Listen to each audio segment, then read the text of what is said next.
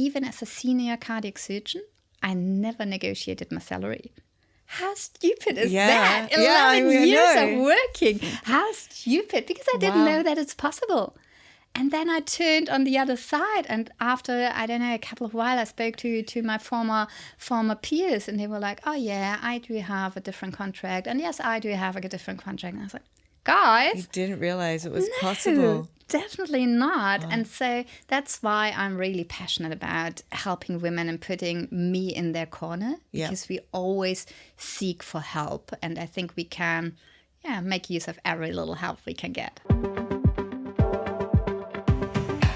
My name is Lisa Hugo, and I'm obsessed with helping other people find and develop their voices so they can go out and take on the world, be seen as an authority, expert, and speak their truth with utmost confidence because they know that what they have to share will connect with their audience and make a difference. I studied performing arts and spent 20 years of my career traveling the world as a professional singer-songwriter. I teach you the secrets to speak up and be heard, overcome your fears, to build your speaking skills, and learn how you can use your skills to make a change both in your own life and the lives of others. This is your one-stop shop for all things confident speaking. This is Impact Through Voice.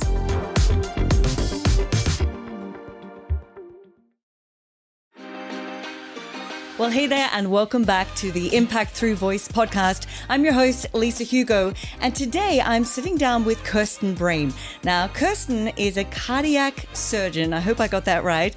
And she's got over 10 years of experience in that field. But now she has pivoted into mentoring women in business. Now, I'm really curious to find out why she pivoted, and I'm sure you are too. So welcome, Kerstin.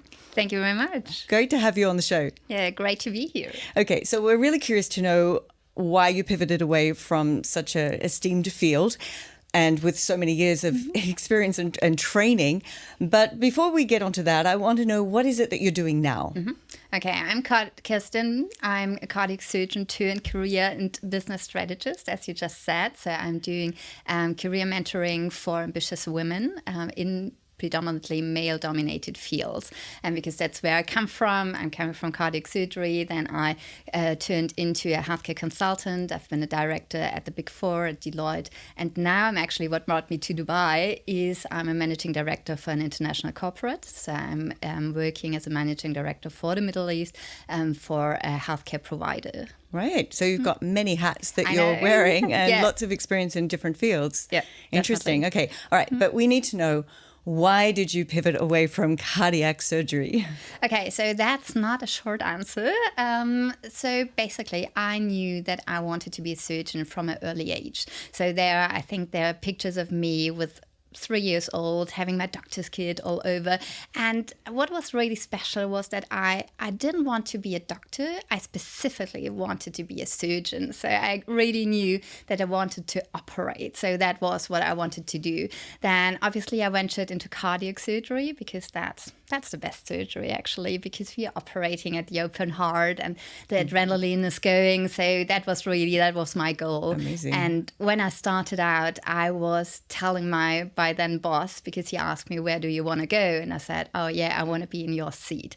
And so I want to be a head of the department. So that was for me for sure. I want to do that.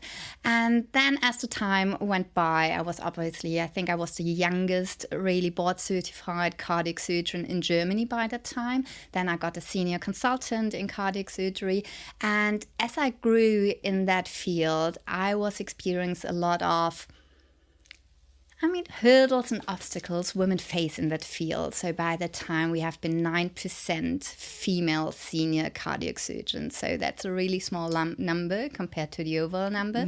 And I knew that the political parquet, as you can say, is not ready yet for us females. So, and then I thought, okay, maybe that's not my goal anymore. And by that time I was 35.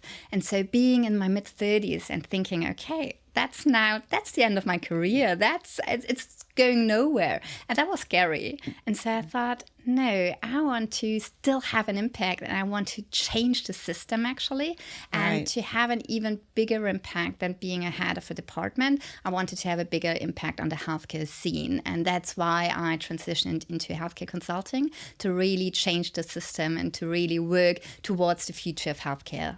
So basically, you reached a point, you're Yeah. saying, in your career where, I mean, you were doing surgery, you were practicing as a cardiac surgeon, but you wanted to go to that more hierarchical position, and you saw that there wouldn't be the opportunity there. I saw that there probably will be the opportunity, and that's what everyone kept telling me, that probably I can do it. But then I thought, I don't want to be it. I don't want to be in that maybe not female friendly environment for the rest of my life, Got it. or my working life, basically. Got it. Yeah. Yeah. That's what said, okay, I have to change that, but I still want to make an impact, and I still want to be a boss, actually. that was, okay, I want to be at the top, and so I tried a different angle. So now you're in this role of working in the system as the head of the department and helping to change things on that front. How's that working? Sometimes better, sometimes worse. So what is helping, and what with me being in the driver's seat is definitely better, and I can help more women to rise in the hierarchy. And it's helping me to raise awareness in between my male colleagues. So for example, being a director at Deloitte, we had those yearly performance reviews. They were called round tables, where we were assessing from senior manager downwards. And a colleague of mine, he was telling us, oh yeah, we have the girl and we have the guy, and which one should we promote? And then the discussions were going on, and he said, oh yeah, but she's really, really good. And then, yeah, but we can only promote one because we don't have that many places for this year's promotion. And then he said, oh yeah, okay, then we take the guy. Because luckily the girl isn't working for money, and the guy, he always said that he wants to have the promotion, so we are promoting him. And luckily for her, I was there, because normally what happens is like, then everyone said, okay, if he's saying that and she's still content, so let's do that, that's a good solution, and then we move on. And luckily for her, because I was like, come on guys, can you hear what you're saying? That's not fair. She's doing the better job, but he's more vocal. And that's because we communicate differently. So we can't do that. We can't do it because someone speaks up and someone maybe doesn't for herself. So that's where I have the impact, basically. So you're saying men and women communicate differently. It's not that one will be more confident, because you can have men who are also shy to speak up for themselves, and you have women who can be outspoken. But tell us about how you see men and women speak differently. Yeah, it probably roots sometimes into our childhood as well, because there is kind of humility bias we all have, like a modesty bias, because girls were always we were always told, like, yeah, don't brag about your achievements, don't show up and be a show off. And that's more with women or with little girls than with the guys. I'd agree with that. And then we have the different communication styles. We have the more horizontal communication. That's what normally women tend to have. We are all about integration and having everyone on board and engaging everyone. And that's a good thing. It's not a bad thing. Yeah. It's a good thing. And then we have the vertical communication of men. And it's all about hierarchy. It's all about where in the power game are you placed and where in the hierarchy are you. And as soon as they know that, then it's fine for them. So that's the basic principle of the vertical communication. And of course, there are always exceptions of the rule, that's for sure. But basically, that's how the sexes communicate differently. Can you give us an example of vertical communication? Yeah, for example, when we stick with the rank, so I had a colleague back in the hospital, and every time our boss told him something, that he should do something, he was always telling, yes, Mr. Professor, yes, Professor, yes, Professor. Right. And I was furious about that, because I was, oh my God, what are you doing? That's ridiculous what you are doing. It's almost like, yes, Your Highness. Yes, exactly. Because everyone knows that he's the boss and he's not. That wasn't something you have to state all the time. But later I learned that that's the basic principle of the rank recognition. And so as soon as I learned that, I was like, okay, I'm going to try. And it's working so much better for especially difficult conversations. So if I go into a difficult conversation, maybe say, okay, hi, board member XYZ, you're talking to me, Dr. Brehm, managing director of XYZ. I feel a bit ridiculous, but no one else is. Actually, everyone else in the room is like, oh yeah, great. So now we have a common understanding, so now we can move on. So that's one example of the vertical communication. Interesting. Do you think it's more prevalent in the medical field than elsewhere? Because I don't think we see that so much in normal business, corporations. You do. Multinationals. Definitely you do. If you start looking, then you'll definitely see it. It's the rank recognition. The other thing is like how to promote yourself, how to speak up for yourself. And if you have a look, especially if you're working maybe in corporate, and have a look at your male colleagues and just observing what they are doing, how often do they tell your boss what they do, what they did, what they have achieved, and then compare it to how often you do it as a woman, there is a whole difference. And the same with like power symbols.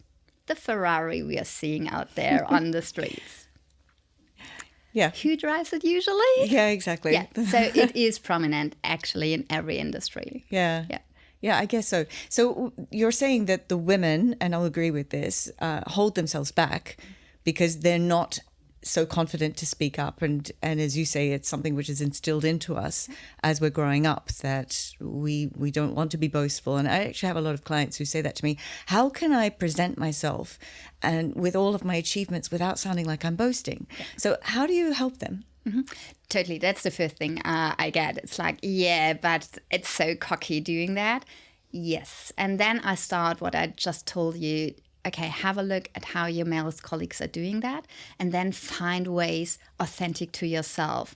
So I tell them, start small. Just write down every day at the end of your working day, write down 3 things you did. Just write it down. Then review it at the end of the week.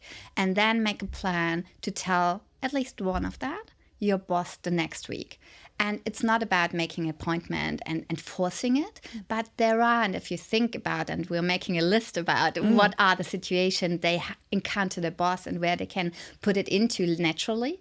And then we say, okay, then next week you're doing that and you're saying that to your boss maybe when you meet him at the car park or wherever. Yeah. So it's small steps and you have to start small. And when you start, the first few times, obviously you feel a bit strange and it's a cringe moment. Yeah. But when you stick to it, it gets into a routine because no one else besides yourself is thinking that it's strange. Yeah, I agree. Yeah, it's just you think, and because you're self-judging. Exactly. And nobody else is really thinking that way. Yeah, and in fact, they'd probably be very, happy to hear what you've achieved, and that's elevating you in their eyes. Yeah, definitely. And all the time, my clients telling me, yeah, but that's part of my job. That's not a huge achievement. I just did my job. And yes, for sure, you just did your job.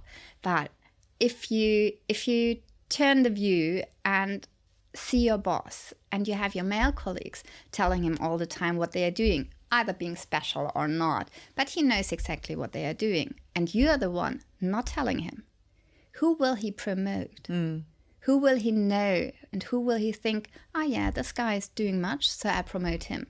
From you, he doesn't do much. So maybe he's thinking you're not doing that much. Yeah. Yeah, it makes sense. I like the idea of the list. So I teach this as well, and I call it the badass list, because when you write down what you've achieved, whether it's 3 things this week or whether it's just looking back on your career to date or what you've achieved, even if it's in your personal life. Totally. And you actually write it down and see it, then that helps you to gain perspective on how good you are, basically, because we do have a tendency to put ourselves down. Yeah, totally. I'm calling it the I Am Remarkable workbook. Oh, that's good too. I have that in my online course. That's one of the workbook, because that's exactly the same. And there it's in there as well. Like, sit down, write down all the things, whether being private, everything that comes to your mind. Yes. And that can be, I'm great at communication, or I'm great at helping others, or I don't know, I'm great at organizing events. I Yes. don't know, but write down everything, and it's quite a lot that we are achieving. Yep. We are just not seeing it. Yeah, I actually get people to do this as well when they suffer from severe anxiety getting in front of other people. And it's something similar. I'll say, when you're out with your friends and people are all listening to you, what is it about you that they are enjoying? Is it the way your charisma? Is it the way you speak? Is it the way you can tell stories? Is it that you're funny? But try to think about that so you know what your positives are. And once you see that, then that's going to help you in those moments when you're nervous getting up. It shouldn't be any different. Yeah, no, totally. So I'm interested to know then, based on how you're helping other people in this area, how has this helped you to get to where you are in your career? If you look back at communication, how has that helped you? It helped me a lot. That's why I developed the Spark framework. So that's my framework. I'm working with all of my clients. The Spark stands for strategy, promotion, audience, relationships, and KPIs. So those are the areas you have to cater for and you have to work on. And some of the especially communication bits, I learned the hard way, because from an early stage, I remember some conversations with my boss where he wanted me to contribute to a book. And I was like, okay, I can easily do that, but I want to operate. I want to learn how to operate. And I didn't want to be put in like, oh, she's doing like admin stuff. And I was communicating that to him. And didn't work well. Right. So he was totally, because for him it was an honor that he's showing me, okay, you can do that. And for me it was like, yeah, but I want to do the other thing as well. And obviously I haven't made my point clear enough.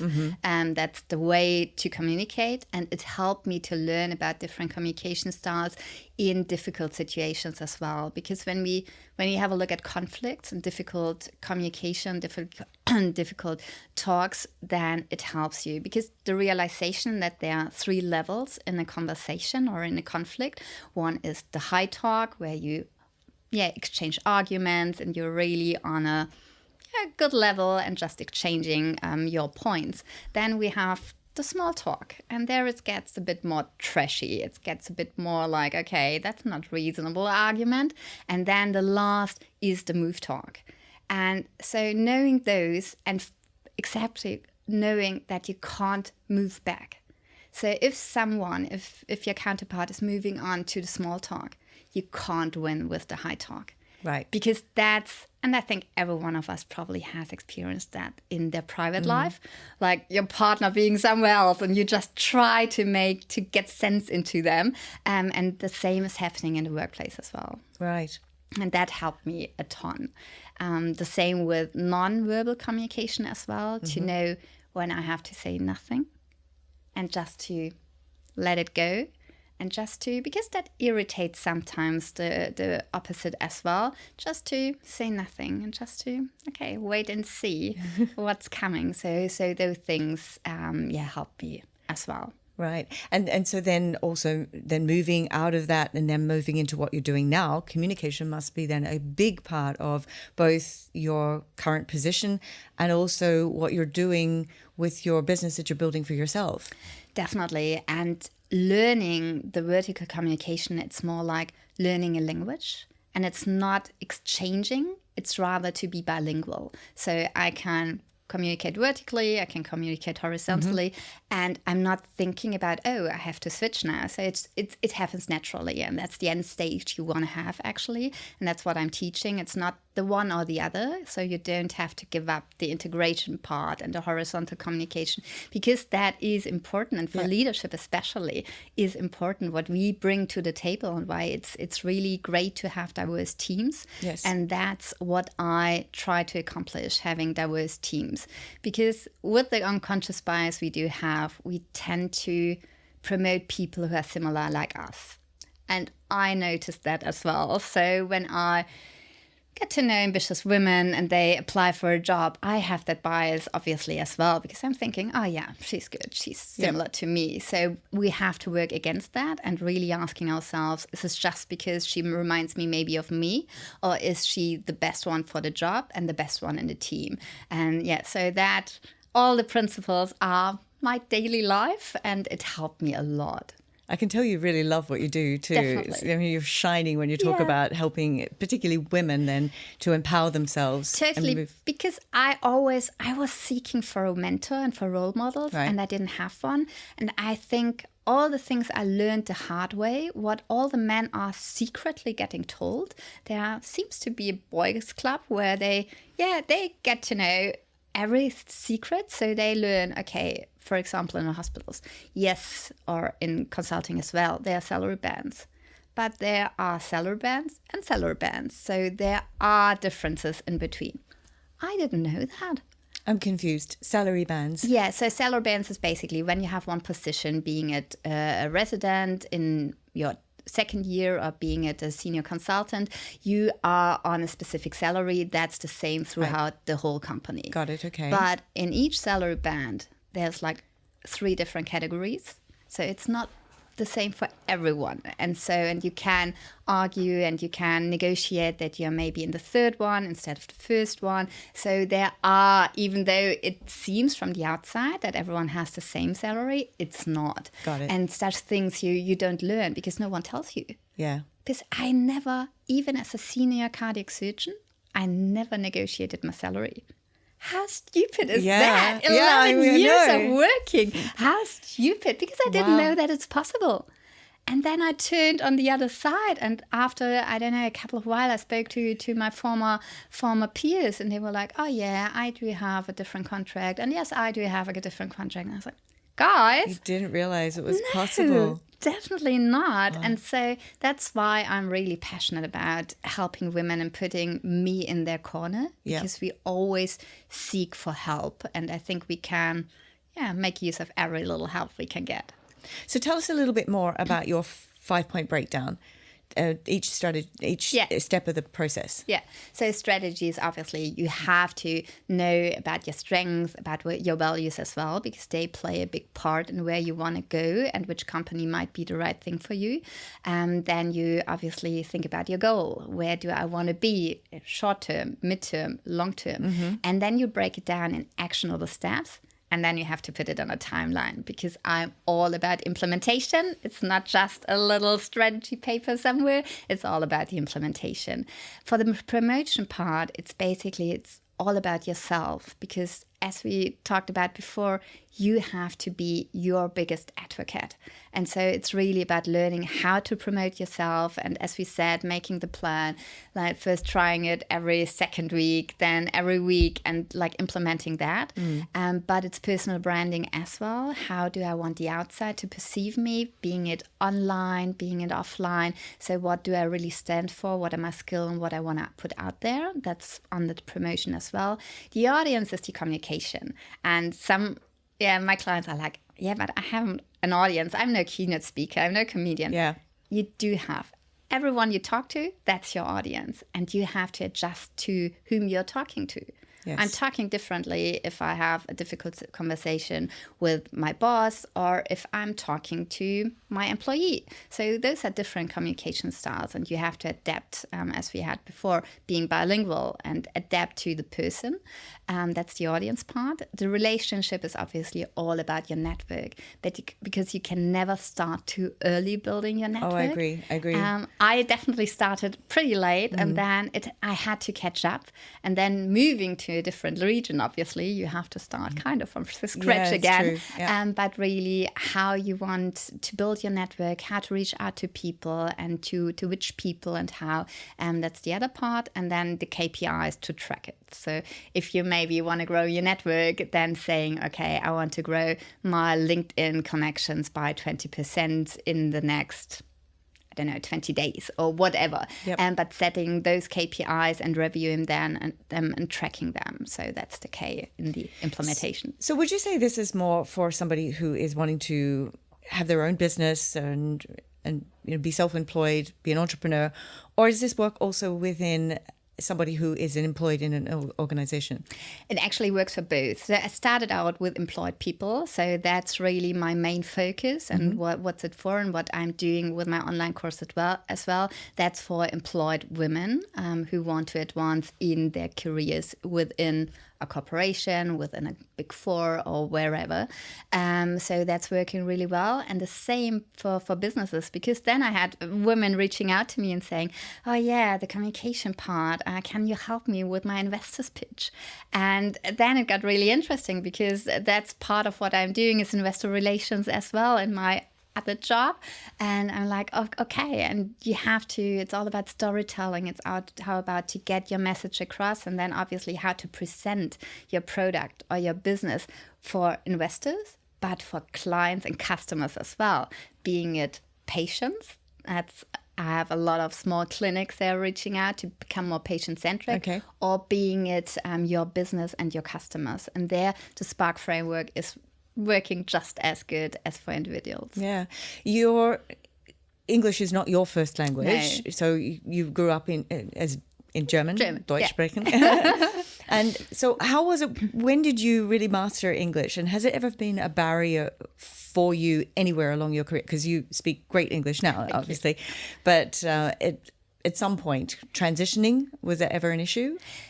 Actually, no. Actually, I don't know. Obviously, we learn English at school. And then for me, it was all about traveling at first. Because when you travel, it's limited when you are limited to German-speaking countries. There are not that many. So English comes in handy. So that was probably the first where I thought, okay, I can connect basically to the whole world. So that was my first, probably in school somewhere where I discovered that. And then I ventured out to, I operated actually in Laos. I operated in China. I operated in the US, in Australia, in South Africa. So you were thrown into Definitely. international And situations. So it's so nice to be able to communicate with all those people and basically all the research parts, and because I wanted to present, and so I had to research in order to present my work.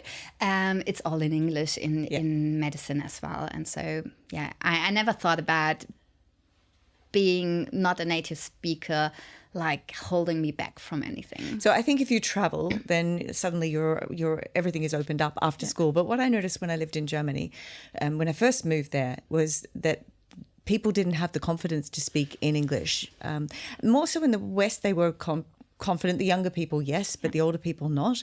And then when I went across and I worked quite a lot in former Eastern Germany, well, it was either German or Russian. Yeah. And so everywhere I went, I had my dictionary. So I was the one who, this is my second language. I'm now fluent, but so I understand. And also my clients struggle with this. And I think mentally they struggle with it more than they physically have an issue with the language. And it's just they tell themselves, oh yeah, but English isn't my first language, and I think I struggle with vocabulary. No, you speak great. You're just telling yourself that. So do you encounter that as well, especially here in this region where it's so multicultural? Yeah, but I think especially in this region, everyone has their own kind of way of speaking English. And so I think especially in this region, it's a no-brainer to just talk and have your special way. Because if people don't understand you, and that doesn't happen often, they just ask. They say, okay, can you say it again? And so I think really getting yourself out there and being yourself, and don't worry about vocabulary or grammar. It will just come. And even if it's not 100% right, who cares? It's about the message and not about the words you're speaking. Yeah, that's a very good point. I think people just beat themselves up or worry too much, and that's what holds them back. Totally. Yeah. I'm interested to know then, now when you're working with women, so you must, when we're talking about just do it, but there must be some situations where you encounter a person and she's just too shy to speak up, or there are certain things in the way that they speak which are holding them back. So in that case, they really need to address those areas, as well as not just build your confidence and speak up, but also to work on those skills underlying. Yeah, definitely. And not only speaking, but also presenting yourself, how you sit, how you walk, how present you are, if you're having eye contact, or everything like that. And so we start out small. It's nothing. It's like Rome wasn't built in a day. You don't have to be from 0 to 100 in about a month. You have time, but you have to make the small steps. And where the strategy is coming into, it's like, really, what are the next steps? It's like, okay, so you get yourself out there and you talk up in a team meeting the next time. So we are doing that. Okay, what will you say? Then we practice it, because I think practice makes you perfect. And practicing it beforehand with a friend, with me, with, I don't know, your teddy bear, whoever. Yeah, just do it, because that's what I did before the presentations, or my first presentations. I would just stand up in my hotel room, being there at the conference, and just practice what I say. Then I recorded it. And then I listened to it, and I was like, okay, maybe I always have to do it slower, I know. I have to talk slower, I have to use different words. And that's how you progress. And that's really, it's a skill, and every skill is learnable. Yeah, I tell everybody that you've got your own personal coach in your phone. Totally. Just video yourself, watch it back, and give yourself self-love, but also then look for those things that you can improve on, work on them, record, do it again, do the same process over and over again. Yeah. And that's how you get better. Yeah. Definitely. Yeah. And we are all, it's for everyone, I think. We are our worst critic. Always. Our hardest one. Always. That's the way it is. Actually, I was told once that when you're creating video content, you should never edit it yourself. Yeah. Because you will always be looking for different things to what other people who are just accepting the message, would be looking for. So you get somebody else to edit it. Now, I've never really taken that advice, unfortunately, because I still do go through, this bit and this bit. I think that's just natural. Yeah, but I thought that was a great lesson, because it's true. And often you won't put something out there because you've criticized it so much. So you hold back and you sit on something when really you should just do it and put it out there. Totally. And to be honest, if you're putting it out there, probably the first ones no one will hear and no one will listen. So we are doing it more for us, and we're worrying about us. I had it with a client recently. She was like, I'm so hesitant to put out a LinkedIn post. I was like, okay, what's holding you back? Yeah, people reading it and then they're judging. And I was like, okay, let's face it. You have at the moment 50 connections on LinkedIn. Right. You're putting out one post. What do you think will happen? How many people will see it? Probably 10. So no harm in doing that. Yeah. It's not like you're reaching suddenly a follower base of about, 2,000 just by putting out one post. Yeah. And just do it. And then she texted me actually two days ago, and she was like, I did it. It's out there. And it's helped so much that you said, okay, no one will probably read it. Right. Yeah. So there's that. And again, it's baby steps, right? Totally. And consistency in creating content. Yeah. And so I have this motto: if you're not visible, you are invisible. And I think that goes across in all areas. It doesn't mean you have to be all over social media, although our social media presence does play a role when people are checking you out before you're going for a job interview, or if you're self-employed, then it plays a huge role in how people will perceive you before they get to make that next step. I'm Googling every job application I get. Yeah. If I have a candidate I'm interested in, then of course I Google them, I go into LinkedIn, I see what they are about, what they put out there, of course. And that how careful you are in being consistent in between your CV and your LinkedIn and what you're putting out there is so important. Interesting. Yeah. And so you're searching for their presence. What if they don't have a presence? Then I have to ask them in the interview. Then, of course, Then would that influence your decision or your judgment? No, it doesn't. Okay. Unless it's necessary for the job to be. I don't know, if I'm searching for a social media manager, obviously that plays a role. I can't think of any job position I have at the company I'm currently work at where that would influence if I would employ someone or not. I was thinking of doctors, because if a doctor doesn't have a presence online, then I feel like, who are they? What's their experience? But if you have a look at the presence of doctors, I think it's a bit better in this region. I don't know why. Probably it's more important. But back in Germany, I don't know. I think probably only 1/3 of actually doctors are on LinkedIn or are on their social media presence. And when you look, if they are self-employed and if they work in a clinic and it's actually their clinic, the social media website, oh my God, they're looking, I don't know, as if they were out of the 90s. Wow. Yeah. And I think I agree with you from my own experience back there. But for me, if I'm going to go to a doctor and I'm trying to decide which doctor I want to go to, I will Google them. Or at least go onto the hospital, check their credentials, check out where they're from, because nationality for me plays a role as to how comfortable I'm going to be with them. Not always, because you never tell by the name or the look, because, you know, we study everywhere in the world now. But just from my experience, that's totally important. And it's so important. And especially in healthcare, we are not there yet because we haven't realized in healthcare, and that goes for hospitals likewise, that what we have in our personal life, because we Google everything, we are on social media, we are on our phone the whole time. But with healthcare, all of a sudden, that advancement and that technology is taking away from us. We have to go physically to a doctor's office. We try to find information. It's difficult to have information about the doctors. Then we go to the clinic. Then often we get a piece of paper. It's not like all of our records are in our phone and we can go and have a look at them. So that's basically has to change. And that's why I'm so passionate about the future of health. Because we just have in healthcare, we have to look up and we have to open ourselves to the world, because the world of the patients, and I'm not calling them patients anymore because they are customers, they are really now taking their health in their own hands. So we really have to become more customer-centric in medicine. Okay, I want to talk about doctors and the communication skills of doctors, and how you know, in many cases, it's quite a skill, because you're dealing with all kinds of people. You're dealing with patients where you have to be compassionate. You have to speak in our terms, help us to understand. But then you're dealing with other doctors where you need to speak in medical terms. You're dealing with nurses who need to, you know, support you and be on your side. So you've got a lot of things that you have to juggle. It's not always good, right? No, it's not. No, obviously we are all humans. And when we look at med school, it's nothing we really learn. So communication is not a topic in med school. Yes, you have bedside teaching, and it's now even getting better and better to have like real contact with real people and real patients. But it's nothing there's a huge focus on in med school. So either you're lucky enough to have it personally, like because you're an empathic person or not, and sometimes you're not.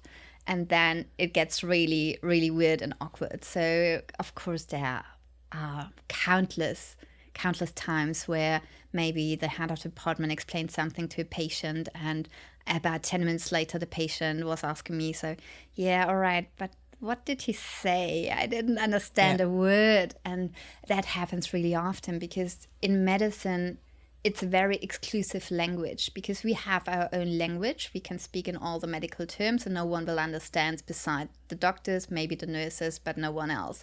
And yes, it's good and it helps us sometimes, of course, but it's bad for the patient, because the patient is the one who seeks help and who is there and really trying to get as much information as possible what's happening with him. And the other thing you touched upon is the communication in the teams within the different like you have patients, nurses, doctors, then you have different specialties, and that's a huge issue as well. So for me, being in an operating room, I think that's where it all comes down to, because I think that's the part where it's the most difficult and most probably life-threatening mistakes are happening because of communication. And there actually we could learn so much from aviation, because there it's all about the human factor as well, because we have a pilot, yes, we have an autopilot, but we have a pilot, we have a co-pilot, and maybe the pilot has, I don't know, had a fight with his wife prior to flying a transatlantic flight. Then actually, for example, Lufthansa, and I'm sure the other airlines have it too, has a policy that there are backup pilots. So if he's having an issue, a personal issue, then someone can jump in.